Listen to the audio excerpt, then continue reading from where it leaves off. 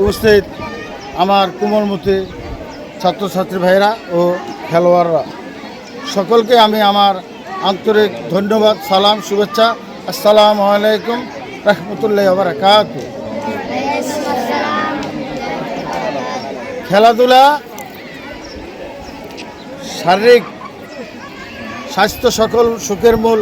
খেলাধুলা করলে স্বাস্থ্য ভালো থাকে এবং পড়াশোনার দিকে মনোযোগ থাকে, খারাপ কাজ থেকে বিরত থাকে।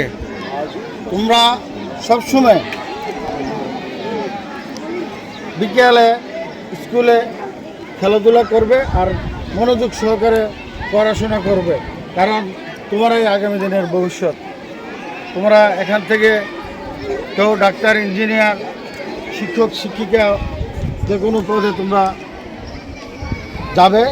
তাই মনোযোগ সহকারে সর্বপ্রথম তোমরা মা বাবাকে শ্রদ্ধা করবে, সেই সাথে উস্তাদ শিক্ষকদেরকে শ্রদ্ধা করবে। আর বিশেষ কিছু বাড়াবো না। সকলকে আমি ধন্যবাদ জানিয়ে আমার বক্তব্য এখানে শেষ করছি।